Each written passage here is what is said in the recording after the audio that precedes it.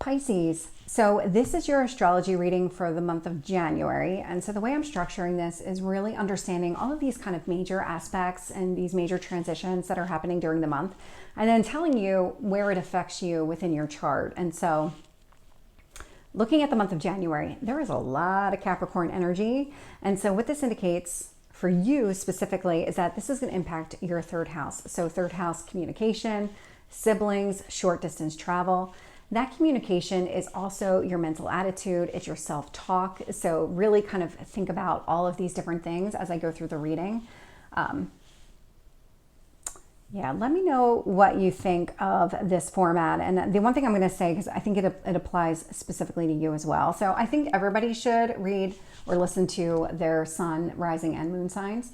But for you specifically, because there are so many different topics within this third house energy, you might want to also listen to, like if this is your sun sign, listen to your rising sign. So you will need to know your birth time, your birth location, and it'll be your ascendant. It'll be your first house.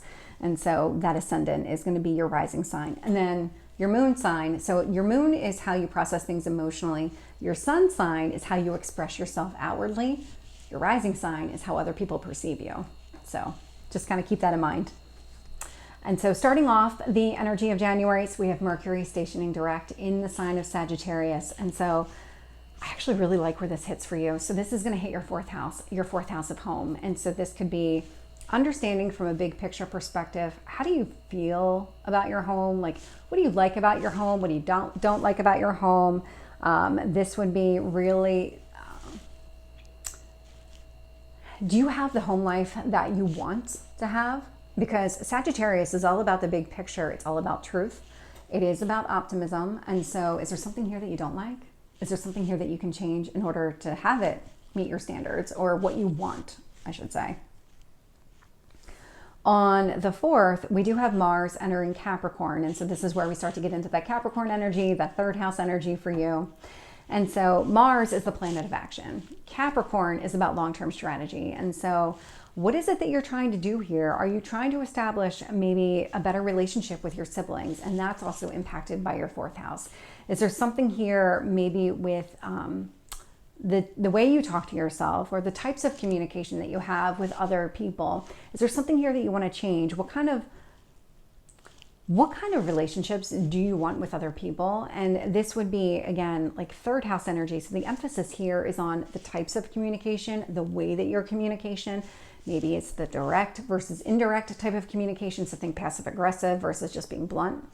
So really take a look at what is it that you want to do here with that Mars energy. What actions do you want to take that align with any kind of long-term goals that you have for yourself? And so really be flexible here as well, because Capricorn, it can be, and it is actually, a pretty rigid sign. So it's about coming up with that game plan and then not letting yourself go off course.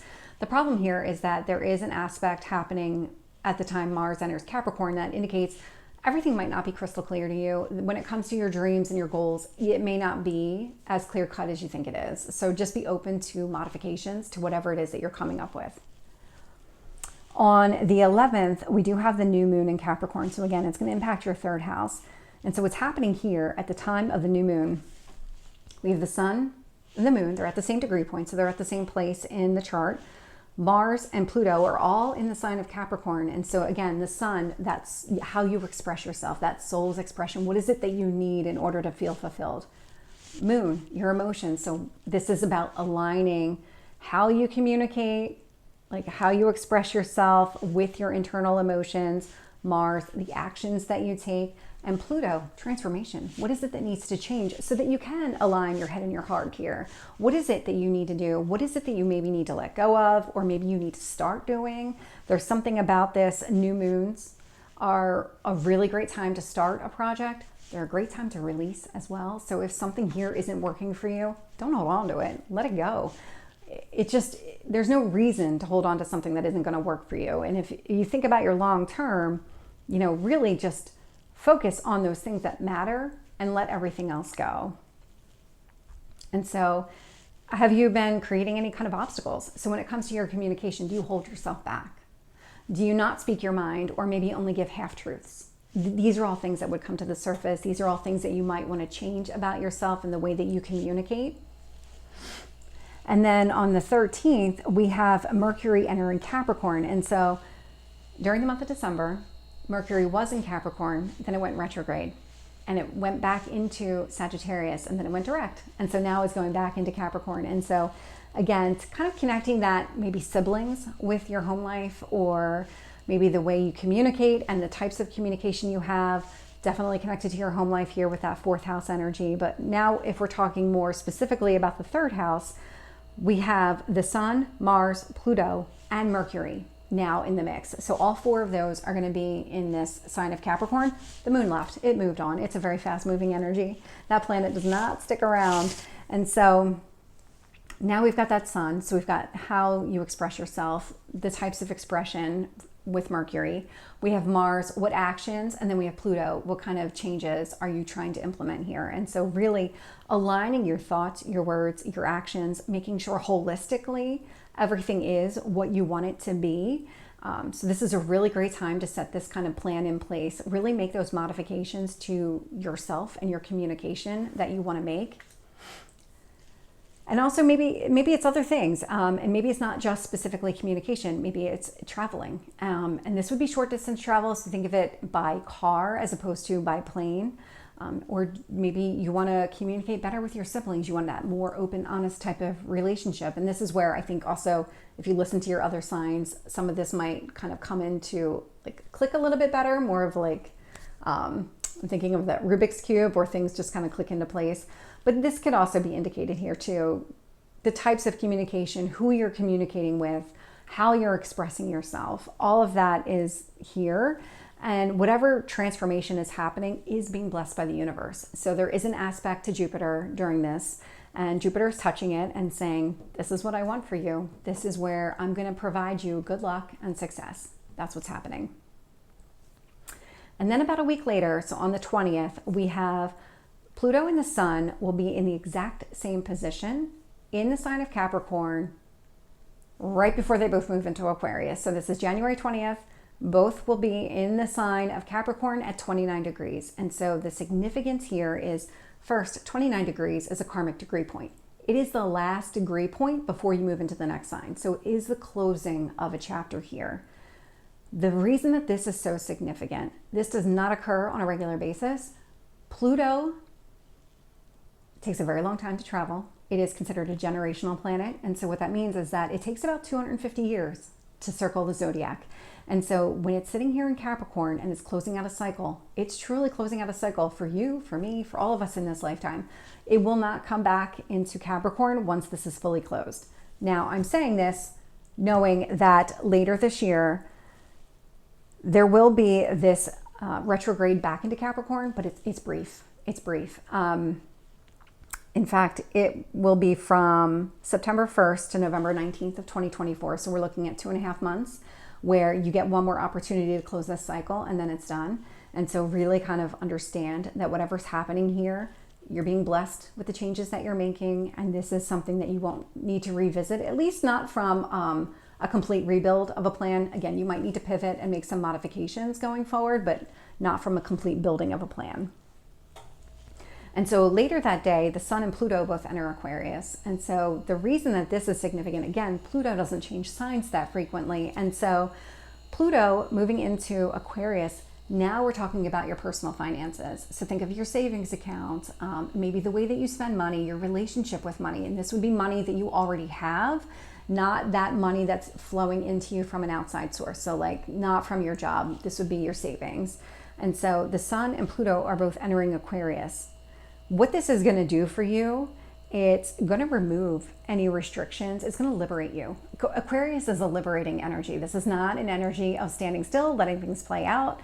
Aquarius is an outside of the box thinker. So this might provide you an opportunity to spend money or make money in something not conventional. Maybe this is you starting to work for yourself. Maybe this is you doing something with like, I don't know, artificial intelligence. You hear a lot about that connection when it comes to Aquarius, because Aquarius is innovation. It is about electronics and things like that. So really anything that gets you kind of thinking outside the box when it comes to your personal finances, That chapter is starting. We actually got our first glimpse of it in 2023. So from March 23rd to June 11th of 2023, you would have seen maybe what possibilities existed for you.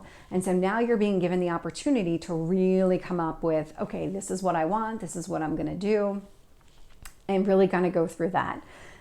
Pluto, outside of that retrograde later in 2024, is going to be in Aquarius until March of 2043. So this is a 20-year cycle that we're in right now, or we were in it, now we're going back in it. And so really think about your financial habits, because they are absolutely highlighted here. And the things that you value, the way that you spend money, all of it, the way you save money. On the 23rd, we have Venus entering the sign of Capricorn. And so we're going back into your third house again with your communication, with your siblings, short distance travel, all of those things. And so what is it that you want? What do you value? Is it the relationships with your siblings? Is it types of communication that you have or who you communicate with?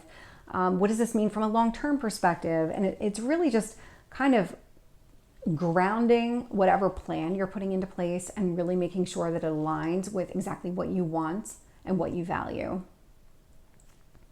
On the 25th, we do have the full moon in Leo. And so the full moon in Leo is actually going to impact your 8th house. And so 8th house would be other people's money. So we talked a little bit about Pluto moving into Aquarius, the impact to your 2nd house.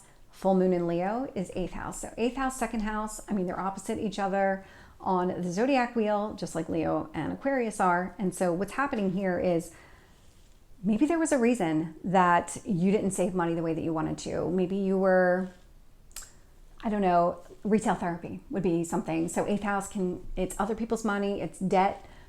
It could be other things. So maybe it's power and control issues, something where maybe it was a coping mechanism for you. Maybe your spending habits are a coping mechanism. And now you're being kind of encouraged to say, you know what, you don't need that anymore. You don't need to cope. There are other ways to process whatever it is that happened, or there's other ways of addressing whatever it is that you need. And so this would be breaking free of whatever limitations or behaviors you put on yourself that really don't allow you to express yourself in an authentic way or in a creative way, because that is that full moon in Leo energy. And then on the 27th, we have Uranus stationing direct in the sign of Taurus. And so Taurus is ruled by Venus. So again, going back to what is it that you value? What is it that you want? We do have that direct energy. So now this is where everything kind of happens in the 3D. Everything happens outside of you. Whereas when it was retrograde, it was happening within you. And so this is impacting your 11th house. Uranus here is the Tower card in tarot. It is that sudden change. It is breaking barriers. It is removing obstacles from your path. And so when you think about what it is that you value with your community, what are you learning about the way that you communicate? How does that relate to maybe your siblings, your family, things like that? What is the connection with short distance travel? What are you learning about all of that? And then what changes are going to happen here within your community? Because there is going to be some sort of sudden change here within the community. And community, mostly your friends. I mean, if you think of it that way, could be neighbors, could be things like that, but it really is the people that are around you that aren't necessarily family, and not necessarily that one-to-one personal romantic relationship that you have going on. This would be other people. And so this could also indicate maybe you've outgrown your group of friends. Maybe your just thoughts and behaviors have changed enough that you no longer align. You don't have much in common with them anymore. That's okay. That would be a sudden change that you would need to then find a different tribe, or maybe you find a different tribe, and that's the sudden change here. It's like all of a sudden you meet all these people who are like-minded. That would be a sudden change, not a negative one. And so these are all things that are being highlighted here towards the end of the month when Uranus stations direct in the sign of Taurus. And so what I really love about this energy is that once Uranus stations direct, we have all the planets direct. And so this is going to be about 2 months because, of course, Mercury has to be the one to break that cycle and go retrograde on April Fool's Day, because why wouldn't it on April Fool's Day?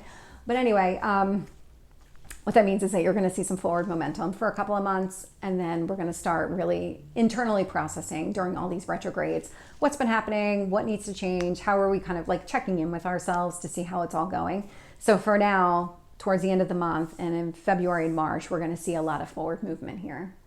So Pisces, this is your reading. let me know what you think of this format. If you liked it, didn't like it, drop me a comment either way.